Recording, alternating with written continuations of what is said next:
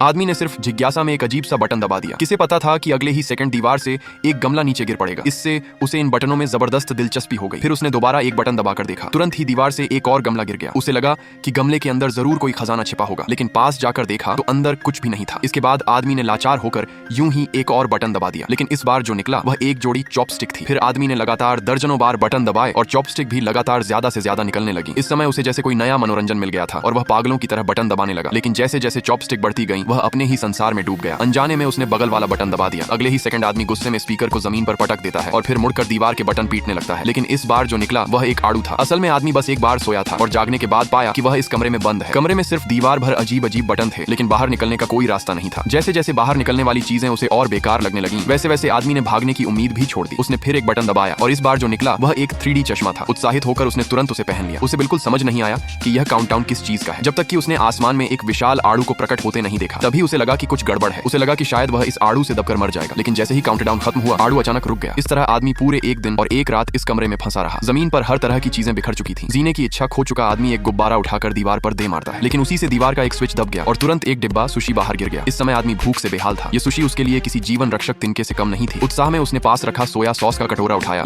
और ऐसे खाने लगा जैसे कटोरे में सचमुच सोया सॉस हो। हैरानी की बात, बिना सॉस के भी सुशी काफी स्वादिष्ट थी। जल्द ही उसका पेट भर गया। अब उसे बहुत प्यास लग रही थी, क्योंकि सूखी सुशी निगलना सच में आसान नहीं था। इसलिए उसने यूं ही एक बटन दबाया, लेकिन इस बार जो निकला वह एक बोतल सोया सॉस थी। अब आदमी पूरी तरह टूट चुका था। उसे समझ नहीं आ रहा था कि वह इस जगह क्यों फंसा है। वह बस दीवार से निकलने वाली कॉमिक पढ़ने लगा, लेकिन जब वह किसी तरह 5वें सीजन तक पहुंचा तो बटन दबाने पर 7वां सीजन निकल आया। फिर उसने दूसरा बटन दबाया और 8वां सीजन निकल आया, फिर 9वां सीजन। लेकिन जिस छठे सीजन की उसे तलाश थी वह कहीं नहीं मिला। जब वह ध्यान से छठे सीजन वाला बटन ढूंढ रहा था तभी उसके पीछे धीरे धीरे एक पत्थर का दरवाजा उठने लगा, लेकिन अगले ही पल वह दरवाजा रहस्यमय तरीके से गायब भी हो गया। उसने बालों को कान के पीछे किया और दोबारा बटन दबाने ही वाला था कि अचानक उसे कुछ समझ आया। नकामुरा खुशी से झूम उठा। उसे लगा कि उसने निकास वाला स्विच दबा दिया है, लेकिन जब उसने जमीन की तरफ देखा तो उसे याद ही नहीं रहा कि उसने कौन सा बटन दबाया था। मजबूरी में उसे एक एक करके सब बटन आजमाने पड़े। पहला बटन दबाते ही एक मुखिया उसके सामने से दौड़ता हुआ निकल गया। दूसरा बटन दबाते ही आसमान से पानी का फव्वारा सीधे उसके सिर पर गिर पड़ा। उसे लगा कि वह फिर से ठगा गया है। निराश होकर उसने फिर एक बटन दबाया। इस बार दीवार का पत्थर दरवाजा अचानक ऊपर उठ गया। नकामुरा बेहद उत्साहित हो गया, लेकिन जैसे ही वह उसके पास पहुंचा और दौड़कर बाहर जाने लगा